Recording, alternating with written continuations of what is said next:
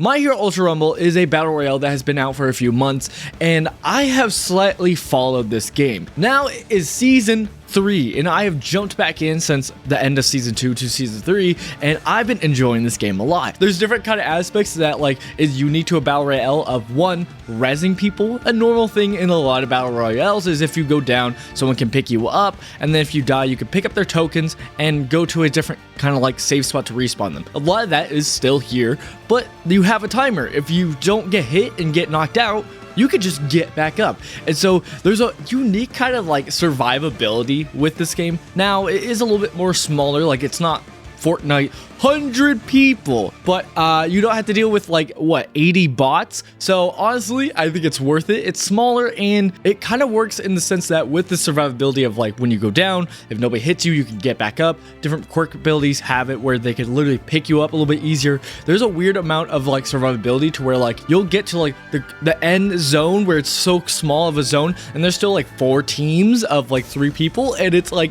wild. How is people not dead yet? And it's just the idea of the quirks and the feeling of each character be oh yeah, no, that's how the quirk, the person plays. Todoroki plays like Todoroki, Bakugo plays like Bakugo. I've had a lot of good time playing with them, and season 3 has been no different. Just jumping into it with this new map. This new map has a lot of rooms, a lot of abilities, so where you can go inside and fight close quarters, really mixing up the gameplay, and I've been enjoying it a lot. And with season 3, not only is there a new map, as I mentioned, but there's also, well, not quite a new character. There's going to be a new character later, probably twice, but they also have a Echo character of Midoriya. Literally his you could do his season 2 or season 3 kind of form, which is kind of fun and interesting, and I like that because it really builds out the roster without giving too much work for the devs. The roster is pretty cool. You have a lot of characters that you can, well, kind of play. You know, it's not that bad. You know, you do, if you want to play other characters that you don't have, you have 3 tickets that you could spend to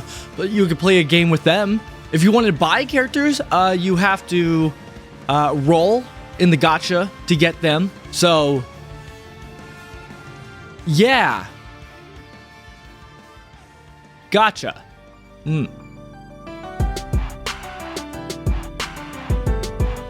Hello, I'm No Price. We're going to be talking about where's my line with spending money in video games. I'm a little bit more lenient than most. Obviously, as a Christian, it's important to understand hey, what should we be spending our money on? Well, it's our money. I worked hard for this money. It's no, it's a blessing from God. Still, it's not ours. Putting safeguards on not being so wasteful with our money. We want to be good stewards. I'm still fine with paying money for video games. One, for buying video games, I'm cool with that. Pre-ordering, I'm fine with pre-ordering. Honestly, pre-ordering is probably not a good system. It just kind of leaves open for people who use it for scummy reasons. DLC, I know some people, a close friend of mine, hates DLC. I'm fine with it as a Christian. I have no problem with it. It's just more game. Skins, we will talk about this in another video, but skins is a yes. Gacha though, gacha is a no. What is gacha? What is gacha? It's when you basically have a mechanic and system in the game to where you spend money to roll to see if you actually get a thing. That's basically gacha. A lot of Japanese games are based on the gacha mechanic. It's heavily endorsed in that way, and that is normalized. We do have stuff that is normalized, hey, I want to play Magic the Gathering. Open up a pack. Let's see what we get. That's still very much gacha. You are rolling to see what you get. You are risky. You don't know for sure what you are getting, and you're paying, and you're hoping you get something, but there's odds that you aren't. And that's deep down why I don't like gacha. It's not buying the thing to own the thing. It's buying for a chance to get something. I think it's scummy. I don't like it a lot, and especially here in a game like My Hero Ultra Rumble, a game that's already kind of niche. It's not as popular. I think doing a live service game and relying on gacha, while yes, the idea is, oh, I just get the whales, the people who spend the most on video games, it ultimately bogs down the game. I love My Hero Ultra Rumble so much, but it is hard for me to hey, my brother, let's play in this game.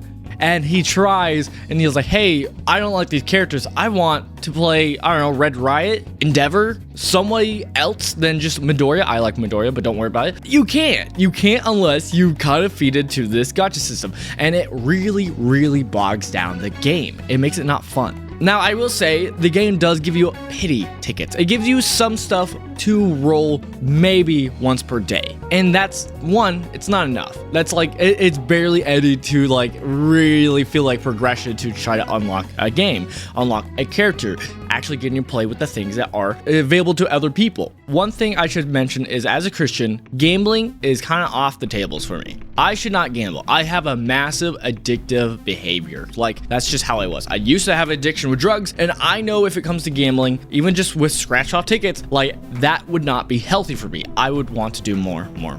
I like rolling for the odds. I already know that as a person, and I know it would be an unhealthy behavior for me. So I have to limit myself on that. In games like this, My Hero Ultra Rumble, if they give me tickets to do the roll, it's okay. I don't have a problem with that. If someone gave me money to go to the casino and gamble, that would be a problem, because I think there's too much of an urge of me wanting to do more. In this game, it's been fine. The line to press over would be then me paying money to start rolling. I don't think that's right. Sure, there's plenty of arguments for like, hey, you vote with your money, vote with your wallet. What you pay kind of tells people what they can get away with, and not paying will kind of tell them like, oh, we can't get away with this. I think that's true, but that's not really the argument here. That's not why I'm not. I'm doing it more because like I don't think it's worth it ultimately. The odds of what you're going to get, you're most likely not going to get it, so why would I waste my money on it? That's honestly where I'm at with it when it comes to My Hero Ultra Rumble. I don't think loot box on its own is a problem. Loot boxes, as we know from popularized through Overwatch, is basically gacha system. You get the currency, you buy the thing, try to open up the Magic Gathering pack, something like that, to try to see what you get. I don't think it's a problem to have this kind of system when the game gives you in-game currency to do said thing. As we saw from the switch from Overwatch 1 to Overwatch 2, with Overwatch 2, they've gotten rid of loot boxes and they introduced a battle pass system, because that has been popularized with live service games. But through playing Overwatch, and for me personally, more recently of Apex still has loot boxes. And the thing about it is, it does give you a free way to get items. Even if it's just skins that are crappy, at least I can get skins. If I played Overwatch now, if I'm just a free-to-play user, I really can't get skins. And in general, that's what I like when it comes to about the gacha system in games. When it is in games like Apex, where they have their things where you can have a pack and open it. The reason that I'm okay with it compared to other games like My Hero Ultra Rumble is they give you the currency pretty frequently, or frequent enough to where it's not too much of a problem where I feel like I have to buy to get the thing.